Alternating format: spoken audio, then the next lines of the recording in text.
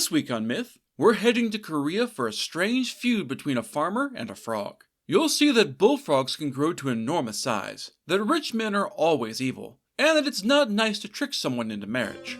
Then, in Gods and Monsters, a proud Papa Mole is going to seek the best possible husband for his daughter.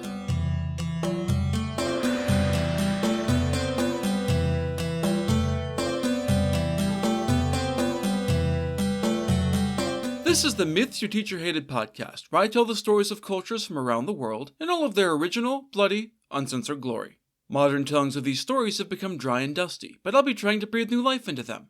This is episode 174, Jeremiah Was a Bullfrog. As always, this episode is not safe for work. Valentine's Day is around the corner, so why not explore a tale of an especially strange romance?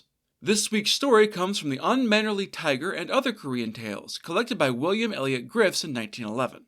Long, long ago, in a distant valley between two very isolated and rocky mountains, lived old farmer Pak Wei and his wife, who, alas, is not named. Wei's land was very thin and poor, so he had to toil from sunrise to sunset, and often well beyond under the light of the moon, just to grow enough food to keep the two of them alive. The couple had never had a child of their own, which was just as well. They'd considered adopting, but they knew that their lives were perched on the razor's edge of abject poverty, so they couldn't really afford it. On the rare occasions where Farmer Pak didn't have work to keep him busy, he liked to head up into the hills and fish in the ponds there. He was a very skilled fisherman, in fact, so he often returned with a good string of fish that he could sell in the nearest village. With the resulting profits, he was able to buy the things that he and his wife needed, but couldn't make themselves. It was a simple, tiring life, but the couple had each other, and that was enough. Their love and companionship kept them happy if exhausted, though they often wondered with some anxiety about what would become of them when they grew too old to work. There was no social safety net to speak of, and begging on the street wasn't a terribly good retirement plan. One summer, Farmer Pak was at his usual pond trying to both relax and earn some much-needed money, but the fish weren't biting. Wei looked over everything to try and figure out the problem. His worms were as fat and juicy as ever, his hooks and lines were in good order, and as far as he could tell, his eyesight was as sharp as ever. So what was the problem? He soon realized that he wasn't the problem. It wasn't that the fish were ignoring the bait, it was that there were simply far fewer of them than there should be. Worse, the number dropped noticeably every day that he came back. He used to be able to catch a stringful in an hour, tops. Now, he was lucky to be able to get half that many through the course of an entire day. As if that wasn't bad enough, he also noticed that the pond itself was beginning to dry up, its water level dropping noticeably. It soon got to the point that there were no fish at all left in the muddy pit that had once been a glistening pool. Sparkling waves had been replaced by a dried-out waste of earth and rock. The stream that had fed it was still there, but it was no more than a thin ribbon of water that Wei could easily jump over. Since this was what fed his rice paddies and fields, the situation was even more dire than he had originally thought. Not only would he have no fish to supplement his income, he would soon have no food at all for himself or his wife. If something didn't change fucking soon, the two of them would soon be forced to choose between starving or leaving their home to become beggars on the streets. Terrified and furious about this disaster, Pak Wei began searching for what was causing the sudden drought and fish extinction event. With his keen vision, he followed the banks of the dried-up stream until he found something very strange. There, amongst the rocks and stones, was a bullfrog the size of a goddamned elephant. It blinked at him with its huge, bulging eyes and croaked lazily at the approaching farmer. It was too much for Wei to handle. His fear and anger at being slowly starved out of his home bubbled up into a rage like nothing he had ever known before. He hated this fucking frog for eating all of the fucking fish and drinking all of the fucking water. It was this little asshole's fault that he and his wife were in such dire straits. He screamed at the bullfrog, cursing him, his family, and all of his ancestors, especially those on his maternal line back to 8 generations, a typical thing in Korea. Instead of being scared, angry, or sorry, this bullfrog was only mildly annoyed. He blinked slowly before bowing. Don't you worry your little head, Farmer Pak. In time, you'll be glad for my presence, even with all of my eating and drinking. As for me, I want to go home with you and live with you and your wife. That took Wei by surprise. Are you serious? Not only do you eat me out of house and home, now you literally want to fill my small home with your slimy, gross bulk? Hell to the no! Don't you worry your little head, Farmer Pak. In time, you'll be glad for my presence. Don't be so quick to decide, Puck. I have news for you that you'll want to hear, and I think you'll be interested in seeing what I can do. I really think you should invite me in as your guest. Come on. Old Farmer Pock stopped his raging to really think this over. On the one hand, he really didn't want a mutant frog as a roommate. Plus, he didn't relish the conversation with his wife about inviting in the source of their misery. On the other hand, they were already starving, and the strange, enormous bullfrog couldn't really do any more damage than he already had. And what about the news he had teased? If it was really as cool as the amphibian promised, then maybe his wife would want to hear it. She was very fond of gossip. It made her feel connected to the larger world in her very isolated home. And this would probably be some juicy stuff. It didn't help that her husband was quiet and taciturn, so she didn't often have a good conversationalist to speak with. As strange as it was to consider, this bullfrog might be a breath of fresh air. Sighing, Pak Wei decided, fuck it, what did he have to lose? All right, come on in, I guess. My wife is going to be pissed, so I hope your news is as good as you say. Together, they made their way down the hills towards the valley. Pak shuffled along as quickly as he could, which wasn't nearly as fast as it used to be with his old, aching shins. The bullfrog kept up easily, covering the distance with a few lazy leaps with his 3-foot-long legs. When they arrived at the house, Mrs. Pak was waiting for them with an understandably horrified look on her face. Husband, what the hell is going on? He explained about what he had learned and that, to his chagrin, he had invited this enormous amphibian to stay with them as a guest for an indeterminate amount of time. When he explained that the frog knew everyone's business and was extremely interested in spilling all of the tea, she changed her tune. Mrs. Pak hadn't had someone to really chat with for a long time, so this intrigued her more than she wanted to admit. Coming around to her husband's line of reasoning, she too welcomed in the bullfrog as their honored guest. She was so excited about it by now, in fact, that she offered their new froggy friend one of their very best rooms. The two of them went out into the woodshed and gathered up all of the leaves, grass, and brush that had been gathered there to supply the fires. They lugged it all into the house to make a more appropriate bed for their amphibious guest. They also fed him all of the worms he wanted. It wasn't like Wei could use them to fish anymore, what with the pond being all dried out. The couple had their own meager meal while the bullfrog chomped, then cleaned up while the latter took an afternoon nap.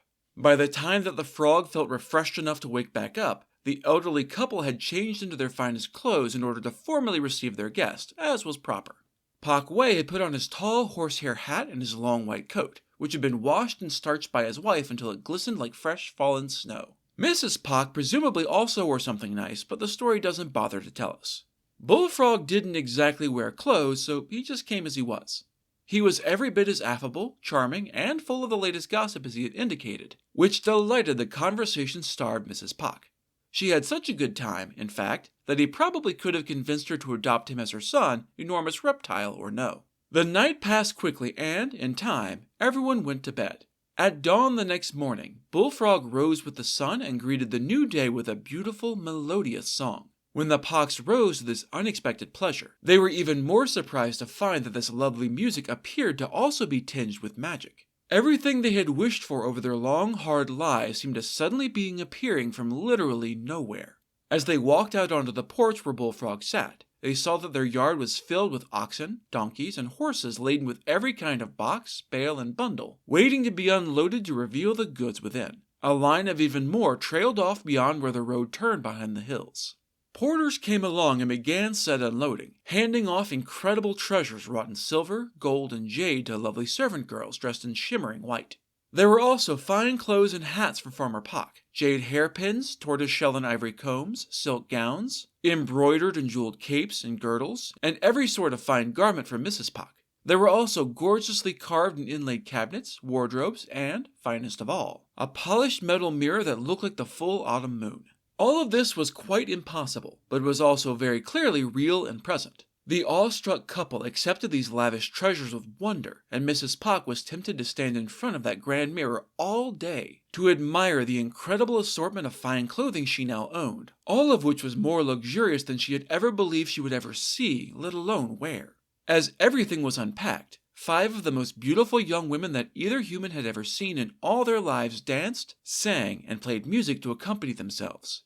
It was a show fit for an emperor, which was fitting given their new extravagant wealth. Tables of jade and sandalwood were set with a feast of the finest wines and richest foods, delicacies far beyond the simple but hearty fare that both were used to. While they ate, skilled carpenters and decorators raised the old house and erected a new one much grander than anything they had ever seen before. It had wide, elegant halls leading to cavernous rooms with delicately carved partitions.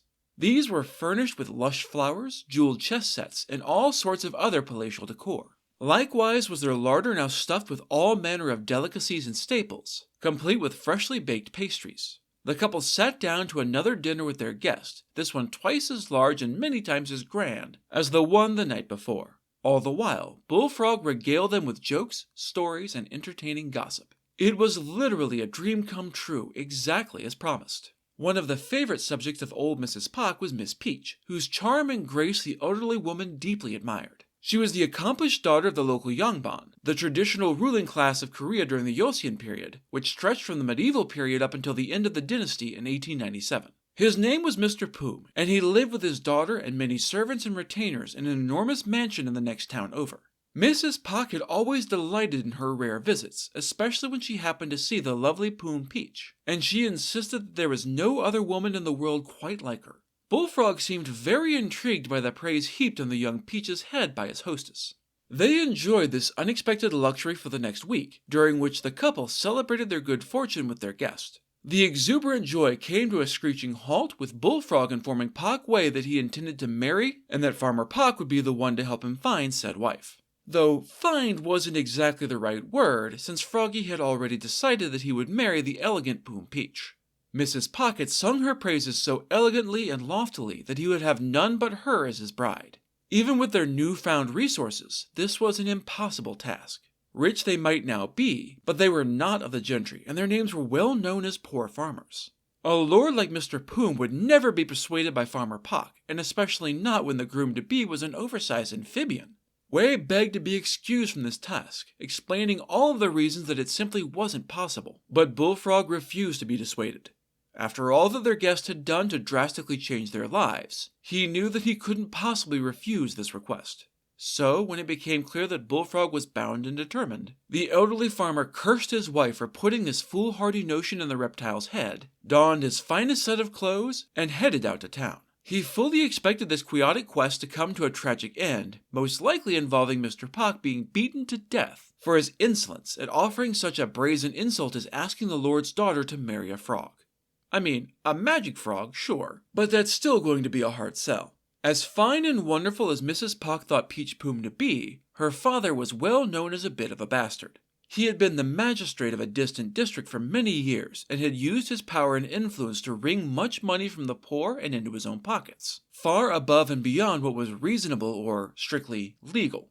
Having thus earned himself an ill-gotten fortune, he had retired back to his home city to live in luxury. He hadn't become any less of a bastard in retirement, however, and had built a private stockade in which commoners who annoyed or offended him were thrown onto and beaten with oars until Poom was satisfied. Those who walked away at all did so broken and bleeding, and often permanently disabled. So understand that Farmer Pock's fear of being beaten to death for this errand is very, very reasonable. Mr. Poom, in fact, had 3 daughters. The elder 2 were already married. Peach was the youngest of the 3, having just turned 18, and widely considered to be the most beautiful. I have no idea how old Bullfrog is supposed to be to know if this is an age-appropriate bride or not. Monster fuckery tends to get a little weird, even when it's from a story centuries old. The trip to town didn't take nearly as long as Wei would have liked it to. All too soon, he was standing in front of Poom's mansion. It still hadn't been a short trip, and the shrewd farmer had used the time coming up with a plan to work some matchmaking magic. His elegant clothes were enough to secure him an audience with Mr. Poom, so Wei began by waxing poetic about the wealth, power, ambition, and clear promise of the suitor seeking Peach's hand. He told of how this gallant, hopeful groom had come and made the Pock's lives better, and made them both incredibly happy, proof that he could do the same to the lovely Poom Peach. Old Man Poom's interest had been piqued by the description of the suitor's extravagant wealth and power. He had plenty of his own, to be sure, but rich, powerful men can never seem to have enough of either. This match was sounding mighty fine indeed, since it would clearly increase Mr. Poom's own wealth and standing. "That all sounds very fine indeed, Mr. Pock. I appreciate you bringing this to my attention. I do have one question, though. What is this fine young suitor's name? And here was the pickle that Puck had spent the trip trying to find a way out of. The frog family was the oldest and most numerous in the world, renowned far and wide for their rich voices, but he doubted that Poom would be impressed with that information. Unfortunately, he hadn't come up with any real solution that didn't involve lying, which would quickly be discovered and end with Puck being beaten to death. He froze, unable to speak for a minute or two as his mind desperately searched for an answer that would suffice while still being true. If Wei was a great trickster figure, he probably would have come up with something exceedingly clever. Alas, he was but a humble farmer, so the best he could come up with was, "I don't remember. I'm afraid that I spent so much time pondering on this fine suitor's grace and accomplishments that I've clean forgotten his name. I've racked my brain to try and recall it, but alas, it's no use. I simply don't remember." Poom was a bit suspicious at this, but he was also very greedy, so he decided to let the weirdness slide. Sort of. "I am something of an authority on the peerage of Korea, Mr. Puck, so I may be uniquely suited to help you remember." He then listed out all the great families of the kingdom, but Mr. Puck was forced to concede each time that, no, that was not the suitor's name. "Well, that is strange indeed. I'm pretty sure that I've listed every family of any standing or renown in all of Korea, yet you say he is none of these. Well then, what is his office of rank? Where does his family live? Maybe this will help us figure out which family we've missed." Poom's probing questions were relentless and, eventually, Puck was forced to confess the truth. The suitor was none of these families because, indeed, he was not a man at all, but a frog. Mr. Poom was understandably aghast at this revelation. "Are you fucking serious? You want me to marry my beloved daughter off to some slimy pond vermin? Is this your idea of some sick joke? How dare you insult me, my good name, and my daughter in my own fucking house? Guards, take this man to the stockade. Tie him down and give him 20 blows for his insolence." 3 men promptly seized a terrified Wei while 4 more brought out the whipping bench. He was stripped of his coat, bound hand and foot, and his back stretched out and exposed. A huge, strapping man took the enormous wooden paddle and raised it up over his head to deliver the old man's punishment. While all this was happening, however, the sky above was growing dark and angry. As the first blow fell, lightning split the sky, thunder shook the house to its very foundations, and a solid sheet of rain filled the air, threatening to drown the house and garden in a sudden deluge. Moments later, hail began to pelt the roof and the fields. Egg-sized at first, but soon growing until rocky shards of ice the size of cannonballs were raining down on everything. Mr. Poom knew an ill omen when he saw one. "Hold, but stop your punishment. Perhaps I was too hasty and should inquire a little more about your, unusual suitor." As soon as the hulking man lowered the oar, the lightning and thunder ceased, and the clouds rolled away to reveal the sun in all its splendor once more. Mr. Poom was duly impressed by this display of raw power. There was no question that these natural disasters had been brought about to protect Mr. Puck, and could be the doing of none other than the would-be frog groom. He pondered the situation, considering it with cold logic. His daughter wouldn't be happy about being married to a reptile, but Poom himself would still be richer and more powerful than ever before. In his mind, that was a fair bargain. Like I said, he's a bit of a bastard. "I accept your offer, Mr. Puck. My daughter Peach will marry your frog." To avoid any unfortunate runaway bride situation that might cost Mr. Poom his promised reward, he decided to tell his daughter only that she was to be married, but not to whom. To make doubly sure that no word leaked out, and to get his desired riches as quickly as possible, Mr. Poom declared that the wedding would be held that very day.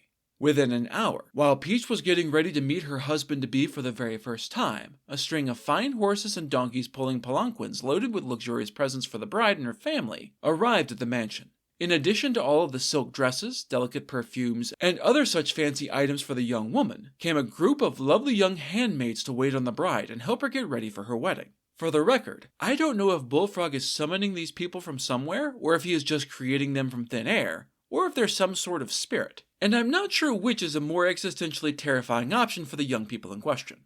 They've either been yanked away from their lives and had their heads magicked into being perfect servants, or they have literally come into being with no prior lives and no purpose except to serve, or they are spirits bound to a bullfrog's will.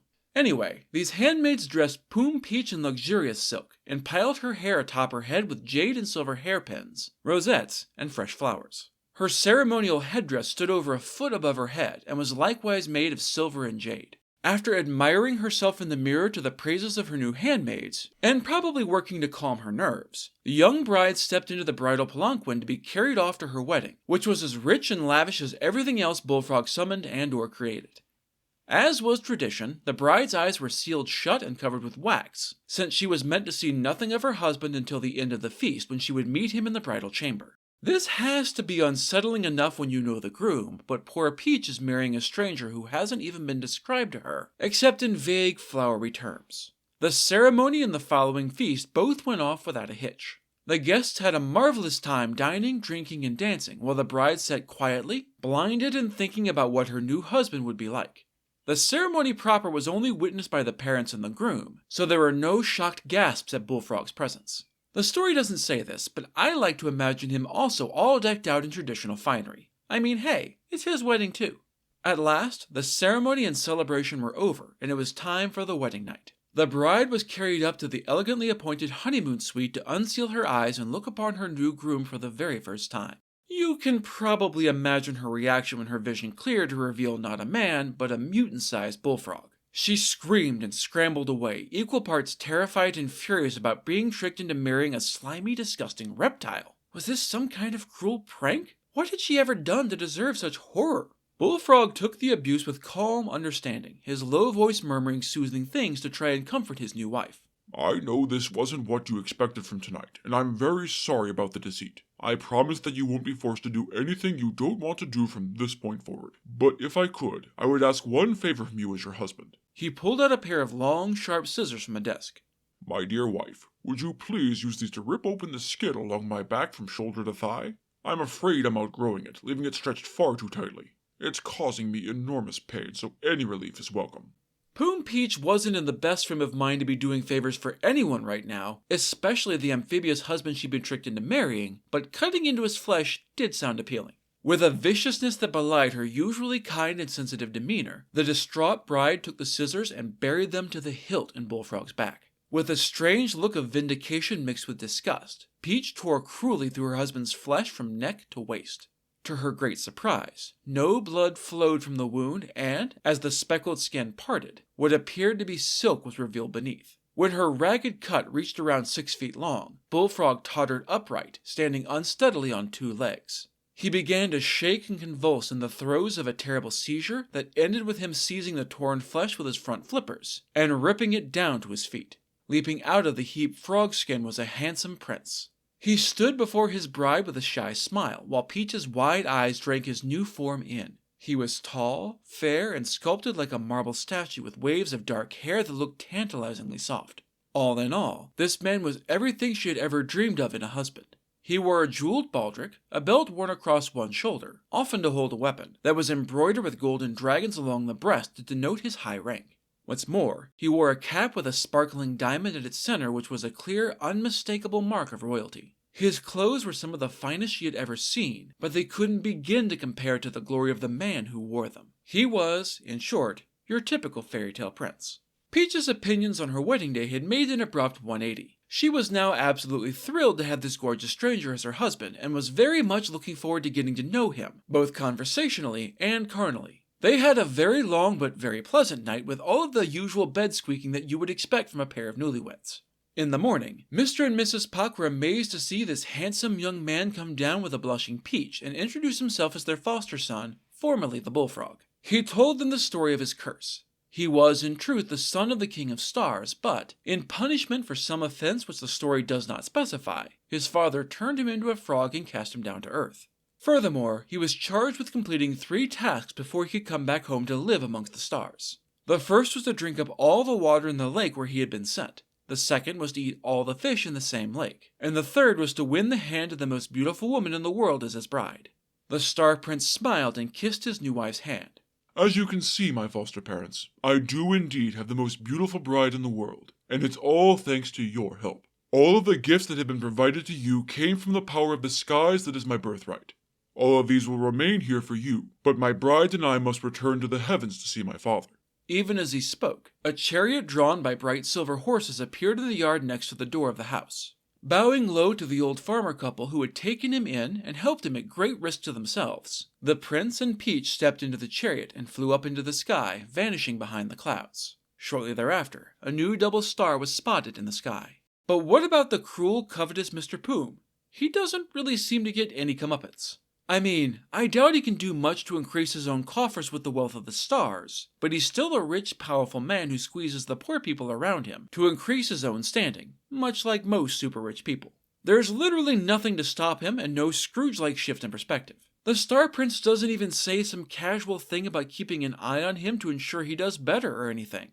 At best, maybe he'll think twice the next time he goes to beat someone for annoying him, but I doubt that will last if there's no magical storm to stop him the next time. It's a little unsatisfying for me, but I suppose that Mr. Poom was never really the focus of the story, and it doesn't ever actually care about what happened to him. Anyway, it's time for Gods and Monsters. This is a segment where we get into a little more detail about one of the gods or monsters from this week's pantheon that was not discussed in the main story. This week's erstwhile bride is Miss Mole. This story also comes from the Unmannerly Tiger and Other Korean Tales, collected by William Elliott Griffiths. By the river Kinjin, which may be a mistranslation of the Imjin River, stands the great stone statue of Miryuk, the Korean creator god. It was carved out of the solid rock ages ago and has stood the test of time since that long ago age. The statue's base lies far beneath the surface, and storm clouds gather around its graven granite peak, just to give you an idea of how utterly enormous this image of Miryuk is meant to be. Now, down in the earth beside this great colossus lived a furry little mole and his wife. They had a cozy, happy life, and soon a daughter was born to them. As far as the happy parents were concerned, she was the most wonderful little mole baby that the world had ever seen. Her father was so proud of her, in fact, that he decided right then and there that she would marry only the grandest husband in the whole universe. Nothing else could possibly be good enough for a soft-furred little girl, nor would it satisfy his own pride in the beauty of the creature that was his daughter. And if you're thinking that this plot sounds a tad familiar, you're right. There was a similar tale back in episode 140 with Mr. Rat and his daughter. Father Mole sought long and hard to find out just what, in all of nature, was considered to be the most wonderful. It was a difficult task since the criteria are going to vary wildly depending on who you ask. Just ask Mr. Rat. He called in his neighbors and discussed the matter with them, but to no avail. He went to speak with the king of moles, calling upon the king's court of wise ones for counsel. These wise moles discussed it amongst themselves, and eventually came to the conclusion that the great blue sky was above everything else both literally and also in grandeur and greatness. It seemed a reasonable answer to Father Mole, so he resolved to make the journey up to the sky with his marriage proposal forthwith. Luckily for him, the path to reach the sky was pretty obvious, what with the enormous statue that stretched above the clouds and all. It was a long walk, but Father Mole went to speak with the sky and offer up his beautiful daughter as the great blue sky's bride. Your great azure robe stretches over everything, and you have a grand reputation both on the earth and under it as being the greatest thing in the universe. Thus, you are the only one who could possibly be a fitting match for my daughter. But much to Father Mole's surprise, the sky declined this offer. You are mistaken, little mole. I am not the greatest. That honor belongs to the sun. He controls me, for he can make it day or night as he pleases. I can only wear my brightest, most vibrant colors when he rises in the morning or sets in the evening. When he's resting, people don't see me at all, looking instead at the stars. If you seek the greatest in the universe for your daughter, you should go speak to Sun. And so he did. Mr. Mole went out at sunrise and, turning his face away since it was dangerous to stare directly into the sun, made the same argument as before. The mighty solar being who seemed so fierce and dazzling was actually quite modest and demure when you actually spoke to him. Oh, that's so kind of you to think of me, Mr. Mole, but I am not, in fact, the greatest. Cloud is far greater than I, able to cover me up and make me invisible whenever he wants. Hours, days, even weeks at a time, I am powerless to do anything about Cloud if he wishes to hang out in front of me. So you see, I'm not nearly as powerful as you imagine. Go and speak to Cloud. Well, this was becoming quite a chore. He hadn't expected to be rejected not once, but twice. Plus, Cloud offered up a whole new conundrum. Should he visit and make his plea on a day when it was fluffy, silvery, and gentle? Or one where it was dark, brooding, and storm-tossed? Rather than thinking about what might be best for his daughter, Father Mole instead concerned himself with his own pride. He wanted the mightiest possible bridegroom for his daughter, and the stormy Cloud was certainly more powerful than the gentler, fluffy one. And so, the next time that lightning flashed and thunder rolled, Father Mole went out to speak with Cloud about marriage. The terrible thunderhead snarled with rage, eyes lit with the full fury of the rising tempest. And why do you come to me, little mole? Because not only are you the greatest thing in the universe as avowed by Sun, you have a terrible power over the world as any can plainly see. At this, Cloud ceased his endless roiling, calming somewhat as he laughed with only a little cruelty at this. The greatest thing in the universe? Ridiculous. I'm not even my own master. I go wherever the wind drives me. See that? Even now I'm being moved along to the next place, and soon I shall dissolve into nothing, thanks to wind's constant buffeting and blowing. Go talk to him about being your son-in-law, and leave me be. At least this time, Father Mole didn't have to hike out somewhere else. He just waited until Wind had cleared out the rest of the stormy cloud to make his proposal. He once again described his daughter's beauty and many accomplishments. I have no idea what those are or even how old she's supposed to be at this point, before asking Wind to marry his only child. As we have seen before, the forces of nature are not nearly as haughty and prideful as Mole expects them to be. For his part, Wind was quite modest, almost bashful in fact. But me? The greatest thing in the universe? Oh, heavens no. I'm just a bunch of hot air. I mean, look at me. I can smash into the great stone face of Muriel and not even make it blink. I pour in his ears, but he doesn't even notice. I blow up his nose and he doesn't even sniffle, let alone sneeze. No matter how hard I dash myself against him, he never stops smiling. I certainly cannot be the greatest thing in the universe while Muriel stands. Try asking him, maybe. By now, Father Mole was not only exhausted and footsore, he was also deeply discouraged. He had been so certain of his plan at the outset, but each new refusal had dimmed his optimism. All of the natural phenomena he had approached seemed appreciative of his daughter, but none seemed to think themselves worthy. More likely, they were trying to spare his feelings, and just had no interest in marrying a mortal mole that they'd never met. But Father Mole has a fairly large ego, so he can't even consider that possibility. Thus, he was beginning to wonder if he would ever be able to find any groom at all for his beloved child. He rested up for a bit, and then set out for the enormous stone carving. It towered far, far above his tiny form, head lost in the clouds. But he knew that the Colossus always had ears to hear those who would speak to it. He squeaked out his compliments in a short version of his travels, explaining that the other natural phenomena had led him here to Miriuk as the greatest thing in the universe. He then presented his daughter's case, extolling at great length on her beauty, goodness, and many nameless accomplishments. In all honesty, Father Mole spoke boorishly long. If it were not for the stony patience of the carved statue, anyone else would have told the little mammal to fuck off long before he got around to actually explaining why he was here. It is true that, as others have said, I am great. The greatness of the darkness of the sky matters little to me. I fear not the sun, as he can neither melt me nor burn me away. Likewise, the frost in his absence cannot crumble me away. Speaking as an engineer here, that's definitely not true. The freeze-thaw cycle is one of the most destructive things to stone structures, but whatever. Clouds come and go, but they can only hide me for a time. They cannot move me. Their fire and noise and lightning and thunder I fear not. Yes, I am indeed great. Father Mole sighed. Here at last was someone willing to admit to his own greatness and not downplay it, in favor of some other natural force. Well, indeed you are a great stone one. So will you marry my daughter then? There was a long pause as Miriuk thought about it.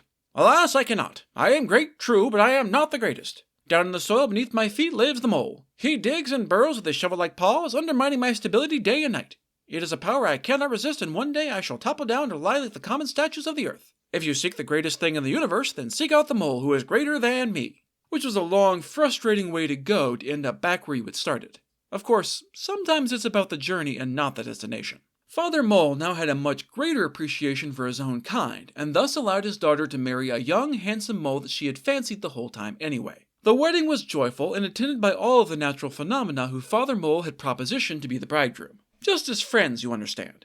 And the young mole couple lived happily ever after. This is one of those story tropes that pops up multiple times in multiple cultures. Our last encounter with it was a Japanese story about a rat who goes through a very similar set of encounters, before coming to the same conclusion that his own kind are, by some measures at least, the greatest thing in the universe. It is highly likely that these two stories influenced each other, especially given the proximity and the history of Korea and Japan. It just goes to show you that some things, like proud papas making things that should be about their kids into something that is actually about their own egos, are pretty universal. That's it for this episode of Myths Your Teacher Hated. Keep up with new episodes on our Facebook page, on iTunes, on TuneIn, on Verbal, and on Spotify. Or you can follow us on Instagram as Myths Your Teacher Hated Pod, on Tumblr as Myths Your Teacher Hated, and on Blue Sky as Myths Podcast. You can also find news and episodes on our website at MissyTeacherHated.com. If you have any questions, any gods or monsters you'd want to learn about, or any ideas for future stories that you'd like to hear, feel free to drop me a line. I'm trying to pull as much material from as many different cultures as possible, but there are all sorts of stories I've never heard, so suggestions are appreciated. The theme music is by Tiny Cheese Puff. Episode 6 of Saturday Morning Roleplay is out now, the third part in a new exciting mystery of the plucky teen detectives/magicians of Abe Kadabra's traveling magic show. Follow them and their cowardly white tiger Kato as they investigate the mystery of the fabled Gator Man. As a reminder, this show is an actual play tabletop role-playing podcast using a variety of game systems to tell stories inspired by favorite cartoons. All episodes are safe for work, rated TV PG for cartoon violence and rare mild language. Check it out on Spotify or wherever you get your podcasts. And if you could, please leave a positive review or comment on your app of choice and tell your friends about us. This is still a very new show, so reviews and word-of-mouth recommendations make all the difference. Next time, we'll head back to medieval England for another tale of the legendary King Arthur. You'll see that you can't trust rich nobles, that common folk can turn the tide of battle, and that a serial king killer stalks the land. Then, in Gods and Monsters, a man who lives in a vinegar bottle will somehow make worse financial decisions than living in a glass bottle. That's all for now. Thanks for listening.